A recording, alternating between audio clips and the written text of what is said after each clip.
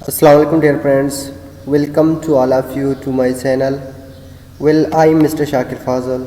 Dear friends, we have discussed in last video about future continuous tense, that what is future continuous tense, कि future continuous tense क्या होता है, इसका usage daily life में क्या होता है और इसका आइडेंटिफाई वगैरह जो हेल्पिंग वर्ब और वर्ब कौन से होते हैं। ठीक है, तो आज हम डिस्कस करने वाले हैं future perfect tense.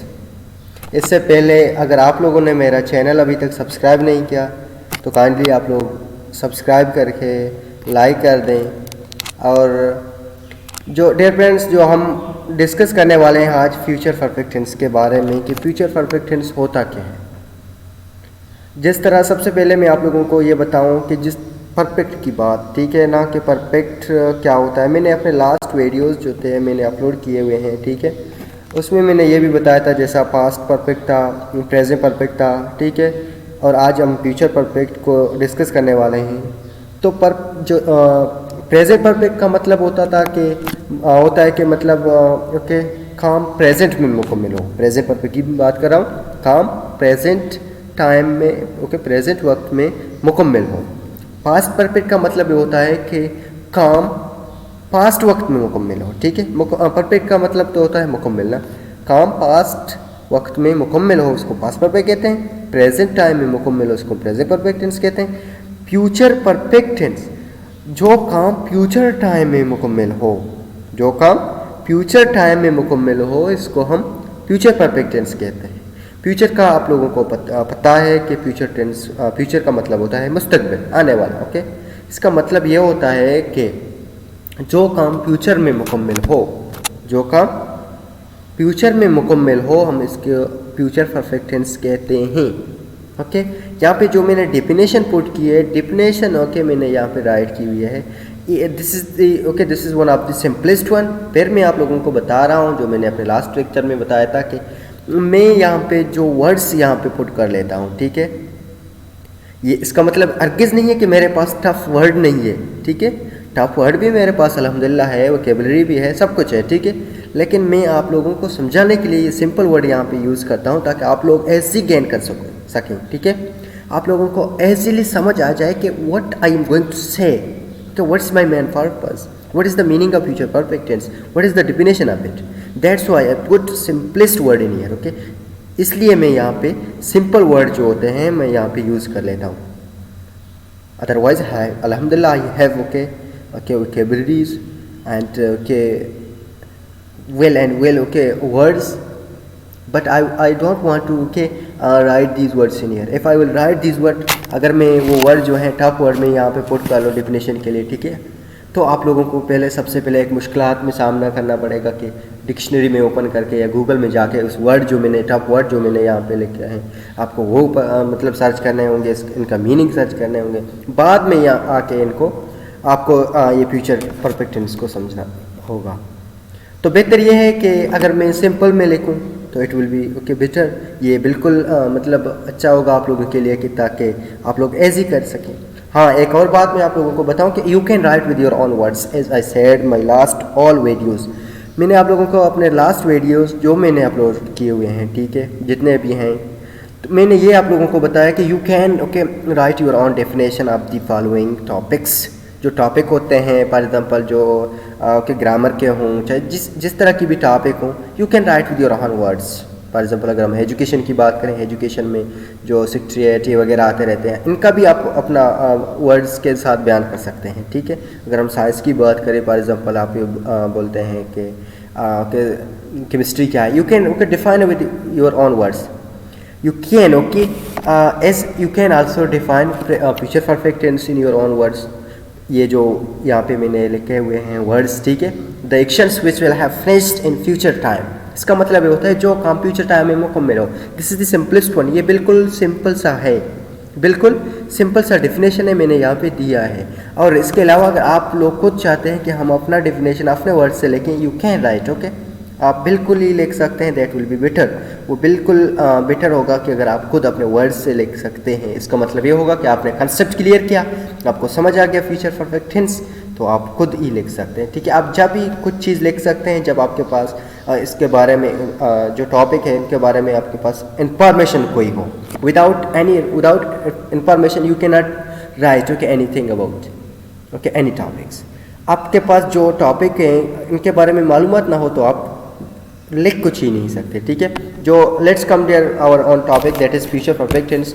Okay, future perfect tense जो पहले मैंने आपको बताया कि जो काम फ्यूचर में मुकम्मल हो इस ओके इसका यहाँ पे आप लोग देख रहे हैं डेफिनेशन में मैंने भी यही सिंपल लिखा हुआ है कि the actions which will have finished in future time.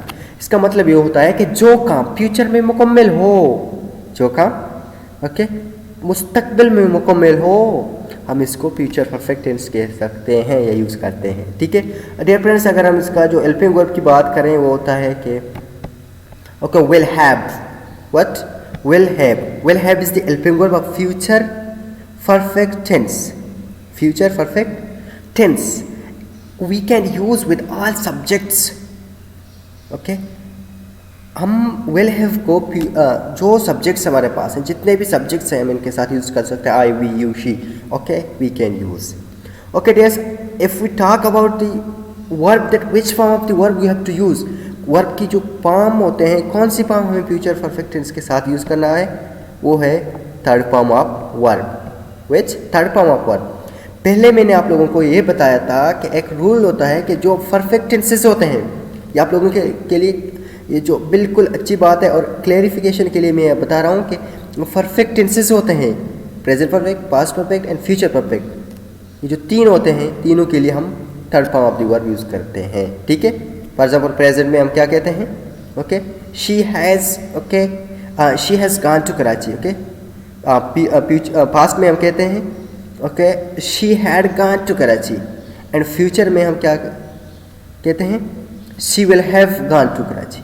Okay, the third form we are putting in future perfect, past perfect and present perfect. Okay, this is the rule. इसके अलावा इंशाल्लाह मैं अपने नेक्स्ट वीडियो में जब tenses खत्म होते ही direct एक रूल्स बनाऊंगा, ठीक है, उधर एक टेबल के साथ, मतलब वहाँ पे मैं लिखूंगा किस टेंस के साथ कौन सी फॉर्म, किस सब हेल्पिंग वर्ब और किस तरह यूज़ करना है। ये मैंने पढ़ा है, इसके अलावा भी एक वीडियो अपलोड कर लूँगा ताकि और आप लोगों के लिए बेहतर हो या कि ईजी हो जाए, ठीक है, टेंसेस समझना।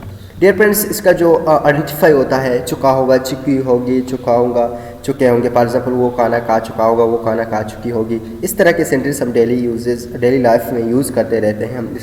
ये फ्यूचर परफेक्ट टेंस होता है, ठीक है, मतलब कि वो काम कर चुका होगा, ओके वो या कि वो काम कर चुकी होगी।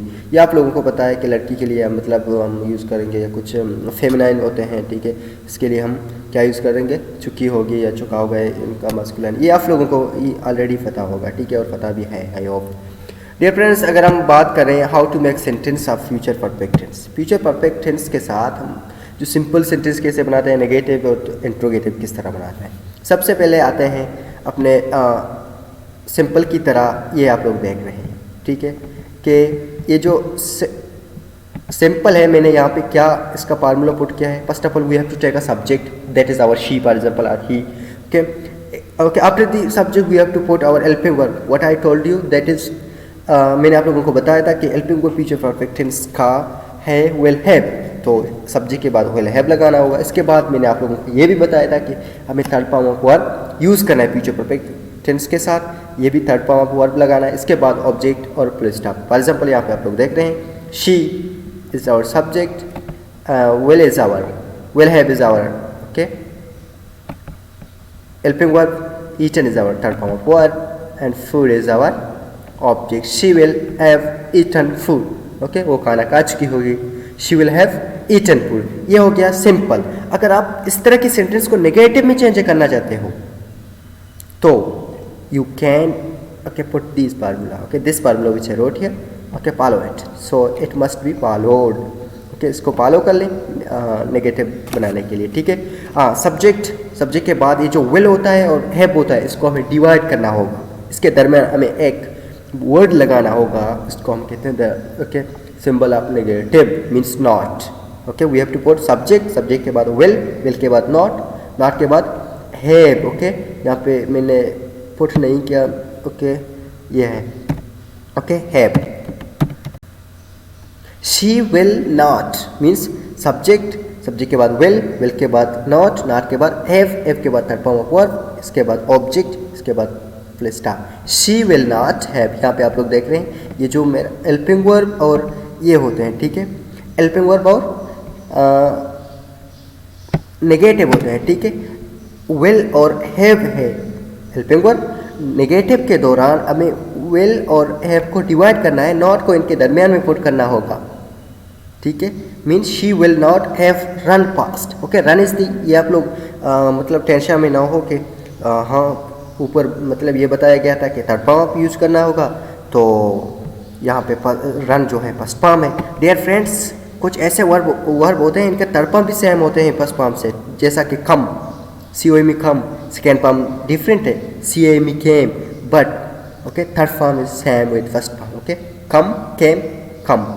रन भी इसी तरह है, रन, रेन, फिर रन, ओके, ये इस तरह होते रहते हैं। She will not have run past. Dear friends, अगर हम इंट्रोगेटिव की बात करें, ओके, इंट्रोगेटिव में हमें क्या पुट करना है, सबसे पहले जो हेल्पिंग वर्ब का विल होता है, ठीक है, विल और हैव है हमारे हेल्पिंग वर्ब, तो विल हमें सब्जेक्ट से पहले लगाना होगा, जो हैव है इसको सब्जेक्ट के बाद लगाना होगा। इसका मतलब ये होता है कि सब्जेक्ट विल के बाद, okay, okay, subject means will plus subject plus फिर have, okay, mean will she have, okay, यार will he have, okay, will के बाद सब्जेक्ट के बाद हैव के बाद third form of the verb जो मैंने आप लोगों को बताया था, इसके बाद ऑब्जेक्ट और ऑब्जेक्ट के बाद क्वेश्चन मार्क, ठीक है, ये हो गया ऑब्जेक्ट और क्वेश्चन मार्क। इसका ये जो एक सेंटेंस मैंने यहाँ पे बनाया हुआ है आप लोग देख रहे होंगे, okay, will they have, okay, gone there, okay, okay, will she have for example, okay, will पहले लाना है सब्जेक्ट से और जो ये हैव होता है सब्जेक्ट के बाद लाना होगा, ठीक है।